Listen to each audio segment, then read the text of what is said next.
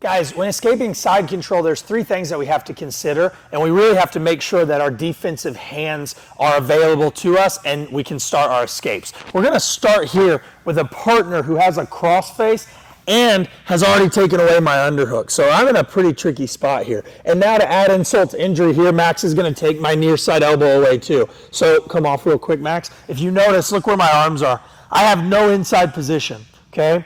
One thing that I want you guys to remember, if you ever get put in side control and your hands are completely out of position, it's going to be very difficult to escape. So the first thing that we have to do is build our defensive hand positions. The easiest one to get is going to be our inside elbow, okay, or our near elbow. And what I'm going to do to get that back, I want to bring my elbow down to my hip. But obviously Max's hip is blocking that.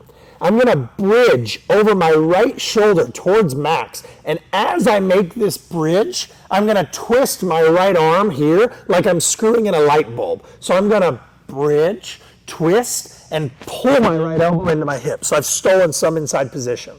Now, my left hand is going to start to frame across Max's face. And I do this by brushing his hair. So I brush his hair, I go across his face, and now look how I make like a karate chop here on Max's neck. What I can't do here, guys, is go like this and give myself different katagatame strangles here, right? I have to keep everything tight. So I brush the hair here. Elbow stays tight, okay? From this position, we have our inside frames, but now I need my legs to play. So I'm going to start to hip away and bring my right knee to my right elbow.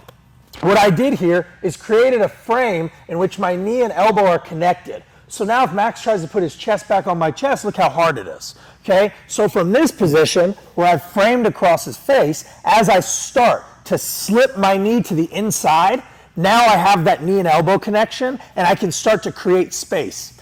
Even with Max's hands locked really strong here, as I start to arch away, I can create some more space. And now my right hand is going to find the inside position. I double up my frame. I'm going to press to break the grip.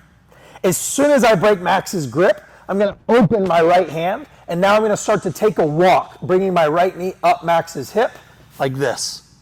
Finally, I'm going to fish his foot, and I'm going to put him in my closed guard. Okay? So again, we'll start from here. Max has my inside elbow. I'm going to bump to my right, twist, and pull. I got my right elbow in.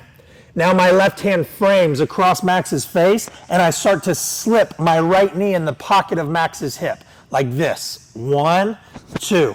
Once I have the knee in the pocket, I start to arch my body away, here. Now my right hand's gonna double up. I break the grip by pushing away, and I create a strong frame. One key thing I want you guys to remember here is to fish the foot. If Max is here and I just try to reguard, it's not a crazy thing for Max to just repass through and walk back into side control. Whenever I can, I walk through and I fish the foot. What this allows now is if Max tries to walk around, walk far, he just brings me with him because his foot is fished. And now I point my knee up and I'm going to point my butt towards the side I'm looking to bring my leg, here.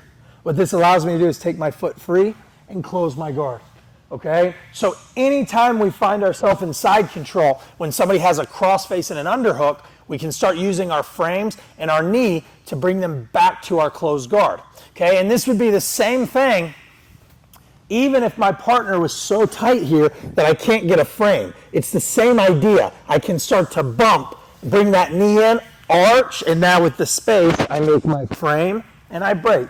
From here, I step in and close my guard, okay? But here's the problem that I see a lot of people run into in escaping side control. My partner is not just gonna stay in this static position. He's gonna also move with me. And it's like chess. I make a move, he counters the move. So what happens when I start here and I build these frames in, and as I start to bring the knee up, Max knows what's happening, and he takes his hands and he switches his orientation.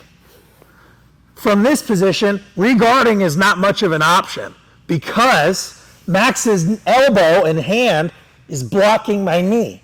So now that whole escape goes out the window, and I have to pivot. One option that I like from here is to play between a single leg and regard from our single leg. So it looks like this. I'm going to bump my hips because my hand's not in the right spot here. Remember, defensive hand position. I'm going to bump and bring my hand across my chest and run it to an underhook. So I have my left hand under Max's armpit. My right hand is tight to his hip in the same way. And as I bridge my hips up, I'm going to move my butt to the left and shovel my right elbow underneath me. 1, 2, all the way to my belly. 2. And I lock my hands with a single leg. With my hands connected and my head in the belly, I can start to finish my takedown from here.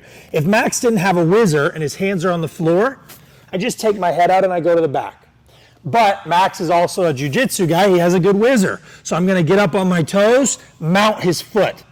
Now as I walk everything back, my left hand's going to grab the far foot. My right hand grabs the knee. I push through, and I finish my own single leg to end up in side control myself. Okay, so again, we started in a really bad position. And we bring our elbows in. 1, and I frame 2. But now when I start to slip the knee, look how he switches. Look where we are. I'm going to bridge. Look at my hand. It goes to the inside here. And you're going to have to use bumps here, guys. It's not going to be for free. I have to bump and get my underhook in. Once I have my underhook, I make another bridge. I hip escape. I bring my right elbow tight to my body, like such, coming up to my knees. And now, with my hands connected, I walk, mount his foot. I bring everything back. My left hand's going to catch his foot. My right hand's going to catch his knee. I push. I hop behind the guard, and I finish inside control on my own. Okay? Now, again, it's like the theme of this video. There are contingencies and counters to every single thing that we do. And to be honest with you, my whole game is attacking the back. And so if Max was here with me, and I have standard side control covering the shoulder and blocking the hip, and he shoots a single leg, with me, guys, I'm going to cross face and make my seatbelt, and I'm looking to take the back here all day. This is a position that I do all the time when guys start shooting the single leg. So it's a little bit dangerous. What I like to do in those situations, if I'm fighting somebody who has a good back take, I know they're good at taking the back, I might shoot the same way. If I'm here and Max starts to put a seatbelt grip on, look where we are. It's a problem. Come back. By stepping my left foot and flaring a left underhook, if Max tries to make a seatbelt grip now, go ahead. Look how poorly this is. It's so easy now for me to slip my head and take his back. So he's not going to be able to make that seatbelt grip. If he does, it's not a great idea. So I'm here. What this is going to allow me to do now is slide my right shin to Max's knee and sit. Now fishing his foot and closing my guard. So I make this adjustment where I shot the single leg with intentions of coming up. I get a strong reaction, whether that be a good sprawl, whether that be somebody looking to take my back, and I wing my underhook. When I wing the underhook, now I can sit back to guard. So again, I'm here with Max, standard side. I bump, and I notice this single leg's just not going anywhere for whatever reason. I post, flare my left elbow. My left elbow is here, guys, palm facing away from me. As I slide my right shin to Max's knee, now I'm in a position where I can fish the foot and start to close my guard. You'll see a lot of people from here play into some deep half sweeps as well. We won't get into that today, but we have the option for counter offense there too. Okay? And so what this puts us now is a little bit of a more full picture of side control. Okay? But I want to add one more thing in here too. Go ahead and lay down, Max. If I'm playing side control with Max, and I have the crossface, I have the underhook, he's framing well, and I switch in, and now he makes his underhook, and we're here. It might not be Max's best interest to right away shoot that single leg, because again, there's an inherent exposure of his back. He's going to expose his back. So in cases where maybe, as the guy on bottom, we have a lot of time, we're up on points, or whatever it is, it might be in our best interest to take our time and wait for a transition to happen. And what I like to do for that option is wait till my partner decides to take mount. So as Max changes his base to take mount, I change mine. And now as he steps over, I'm gonna step and fish his own foot, push his knee, hip escape, and start to attack the back.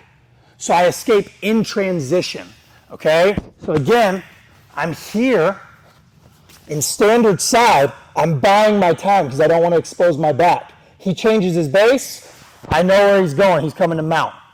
Now, as he goes to mount, he gives up some space. Fish, push.